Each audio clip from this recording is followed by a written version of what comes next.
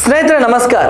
ನಾವು ಮೊದಲಿಗೆ ಕೇಂದ್ರ ಚುನಾವಣಾ ಆಯೋಗಕ್ಕೆ ಹ್ಯಾಟ್ಸ್ ಆಫ್ ಅಂತ ಹೇಳಿಬಿಡ್ತೇವೆ. ಯಾಕಂದ್ರೆ ಈ ಬಾರಿ ಪಶ್ಚಿಮ ಬಂಗಾಳದ ವಿಧಾನಸಭಾ ಚುನಾವಣೆಗಾಗಿ ಕೇಂದ್ರ ಚುನಾವಣಾ ಆಯೋಗ ಅದೆಷ್ಟು ಪೂರ್ವ ಸಿದ್ಧತೆಗಳನ್ನ ಮಾಡಿಕೊಂಡಿತ್ತು ಅಂದ್ರೆ ಅಲ್ಲಿ ಈ ಬಾರಿ ಒಂದೇ ಒಂದು ಚುನಾವಣೆಯ ಸಮಯದ ಕೊಲೆ ಪ್ರಕರಣ ಕೂಡ ದಾಖಲಾಗಿಲ್ಲ.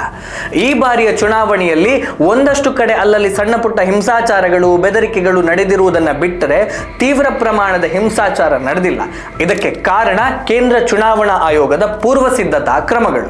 ಅಂದಹಾಗೆ 2021ರಲ್ಲಿ ಪಶ್ಚಿಮ ಬಂಗಾಳದಲ್ಲಿ 8 ಹಂತಗಳಲ್ಲಿ ಚುನಾವಣೆ ನಡೆದಿತ್ತು. ಆ ಸಮಯದಲ್ಲಿ ಅಂದ್ರೆ ಚುನಾವಣೆಯ ಸಮಯದಲ್ಲಿ 123 ಹಿಂಸಾಚಾರ ಪ್ರಕರಣಗಳು ದಾಖಲಾಗಿತ್ತು. 19 ಕೊಲೆಗಳು ನಡೆದಿತ್ತು. ಇನ್ನು ಚುನಾವಣೋತ್ತರ ಹಿಂಸಾಚಾರ ಬಿಡಿ, ಅದೊಂದು ಭೀಕರವಾದಂತಹ ಹಿಂಸಾಚಾರ. ಯಾರೆಲ್ಲ ತೃಣಮೂಲ ಕಾಂಗ್ರೆಸ್ಸಿನ ವಿರುದ್ಧ ಮತ ಹಾಕಿದ್ರೋ ಅವರೆಲ್ಲರನ್ನು ಹುಡುಕಿ ಹಿಂಸಿಸಲಾಗಿತ್ತು. ಅವರ ಮನೆಗಳನ್ನ ಧ್ವಂಸ ಮಾಡಲಾಗಿತ್ತು. ಹೆಣ್ಣು ಮಕ್ಕಳ ಮೇಲೆ ಲೈಂಗಿಕ ದೌರ್ಜನ್ಯವೂ ಕೂಡ ನಡೆದಿತ್ತು.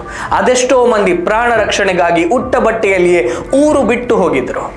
ಒಟ್ಟು 88 ಚುನಾವಣೋತ್ತರ ಹಿಂಸಾಚಾರ ಪ್ರಕರಣಗಳು ದಾಖಲಾಗಿತ್ತು. ದಾಖಲಾಗದ ಹಿಂಸಾಚಾರ ಅದಕ್ಕಿಂತಲೂ 2-3 ಪಟ್ಟು ಹೆಚ್ಚಿದೆ.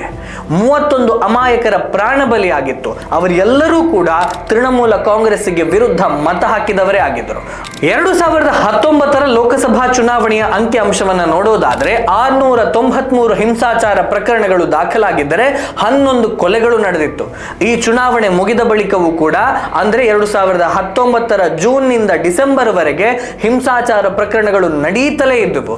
ಆ ಸಮಯದಲ್ಲಿ ಒಟ್ಟು 852 ಹಿಂಸಾಚಾರ ಪ್ರಕರಣಗಳು, 61 ಕೊಲೆ ಪ್ರಕರಣಗಳು ಕೂಡ ದಾಖಲಾಗಿತ್ತು. 2023ರ ಬಂಗಾಳದ ತ್ರಿಸ್ತರ ಪಂಚಾಯತ್ ಚುನಾವಣೆ ಅಂತೂ ರಕ್ತಸಿಕ್ತ ಚುನಾವಣೆ ಅಂತಲೇ ಹೇಳಬಹುದು. ಎಲ್ಲಿಯವರೆಗೆ ಅಂದ್ರೆ ಸ್ವತಃ ಕಲ್ಕತ್ತಾ ಹೈಕೋರ್ಟ್ ಸುಗಮವಾಗಿ ಚುನಾವಣೆಯನ್ನು ನಡೆಸಲು ಕೇಂದ್ರದ ಪ್ಯಾರಾಮಿಲಿಟರಿ ಪಡೆಯನ್ನು ನಿಯೋಜಿಸಿ ಅಂತ ರಾಜ್ಯ ಚುನಾವಣಾ ಆಯೋಗಕ್ಕೆ ಆದೇಶವನ್ನ ಕೂಡ ಮಾಡಿತ್ತು. ಅದು ಪಂಚಾಯತ್ ಚುನಾವಣೆಗೆ. ಈ ಚುನಾವಣೆಯ ಸಮಯದಲ್ಲಿ 42 ಜನರು ಹಿಂಸಾಚಾರಕ್ಕೆ ಬಲಿಯಾಗಿದ್ರು. ಮತಗಟ್ಟೆಗಳನ್ನೇ ವಶಪಡಿಸಿಕೊಳ್ಳುವುದು, ಮತಪಟ್ಟಿಗೆಗಳನ್ನು ಕದ್ದೊಯ್ಯುವಂಥದ್ದು, ಚುನಾವಣಾ ಅಧಿಕಾರಿಗಳ ಮೇಲ್ಗೆ ಹಲ್ಲೆ, ಗುಂಡು ಹಾರಿಸುವುದು ಮತ್ತು ಬಾಂಬ್ ದಾಳಿಗಳು ಸರ್ವೇ ಸಾಮಾನ್ಯವಾಗಿತ್ತು. ಚುನಾವಣೆಯ ದಿನವೇ 19 ಜನರನ್ನು ಹತ್ಯೆ ಮಾಡಲಾಗಿತ್ತು.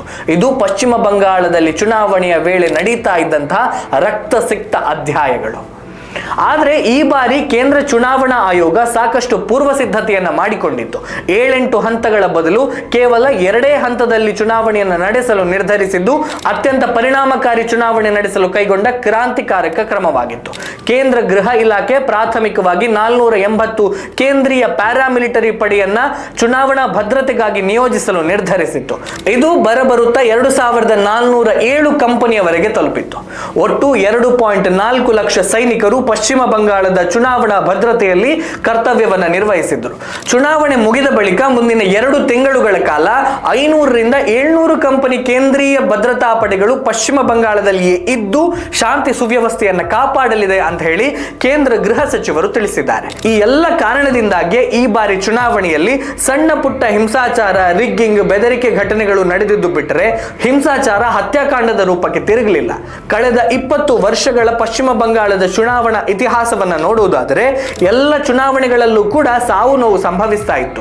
ಹಿಂಸಾಚಾರ ಪ್ರಕರಣಗಳು ಚುನಾವಣೆಯಿಂದ ಚುನಾವಣೆಗೆ ಜಾಸ್ತಿ ಆಗ್ತಲೇ ಇತ್ತು. ಆದ್ರೆ ಈ ಬಾರಿ ಹಿಂಸಾಚಾರ ಪ್ರಕರಣಗಳು ಕಡಿಮೆಯಾಗಿದೆ. ಒಂದೇ ಒಂದು ಸಾವು ಕೂಡ ಸಂಭವಿಸಲಿಲ್ಲ.